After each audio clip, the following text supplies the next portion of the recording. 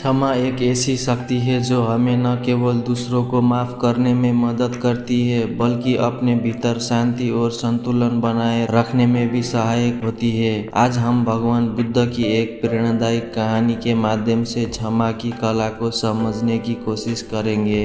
ये कहानी हमें सिखाती है कि क्रोध और अपमान का सामना किस प्रकार धैर्य और दया से किया जा सकता है। भगवान बुद्ध अपने शिष्यों के साथ एक गांव में गए थे।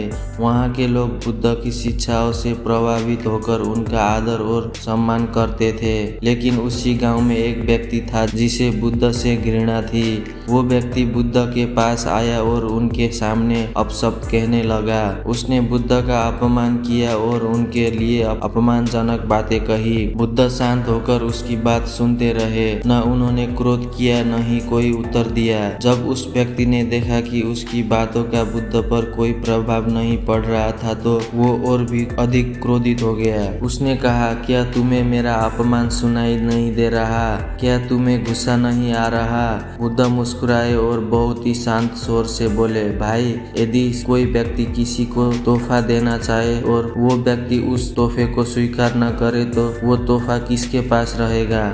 वो व्यक्ति थोड़ा भ्रमित हो गया और बोला, जाहिर है कि जो तोहफा दे रहा है उसी के पास रहेगा।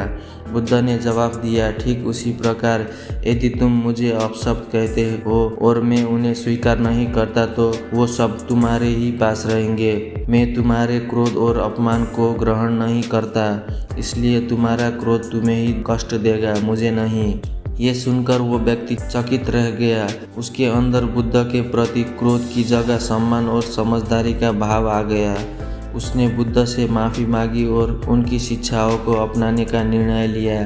इस कहानी से हमें ये सीखने को मिलता है कि जब हम किसी के अपशब्दों या क्रोध को अपने ऊपर हावी होने देते हैं तो वो हमारे भीतर नकारात्मक पैदा करता है, लेकिन अगर हम उसे स्वीकार नहीं करते तो वो नकारात्मकता वही रह जाती है जहाँ से वो आई थी। क्षमा की शक्ति हमें अपने भीतर शांति और दूसरों के प्रति दया का भाव विकसित करने में मदद करती है। ये हमें सिखाती है कि क्रोध का उत्तर क्रोध से नहीं दिया जाना चाहिए। जब हम क्षमा करते हैं तो हम न केवल दूसरों को मुक्त करते हैं बल्कि खुद को भी कड़वाहट और नकारात्मक से आज़ाद करते हैं।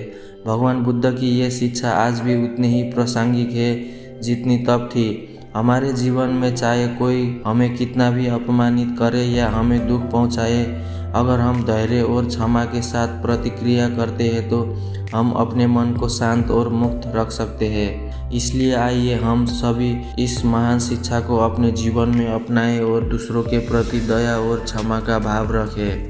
क्षमा करने से न केवल हम अपने संबंधों को बेहतर बना सकते हैं बल्कि अपने जीवन को भी आनंद और शांति से भर सकते हैं। क्षमा की कला को अपनाने का अर्थ है स्वयं को हल्का और मुक्त महसूस करना। ये कला हमें सिखाती है कि जीवन में आगे बढ़ने के लिए कड़वाहट और क्रोध को पीछे छोड़ना कितना महत्वपूर्ण है। दोस्तों, इस कहानी से आप क्या सीखते हैं? क्या आपने कभी किसी को माफ़ किया है जिसने आपको दुख पहुंचाया हो? अपने विचार कमेंट में ज़रूर बताएं और इस वीडियो को लाइक और शेयर करें ताकि ये संदेश और अधिक लोगों तक पहुँचे। धन्यवाद।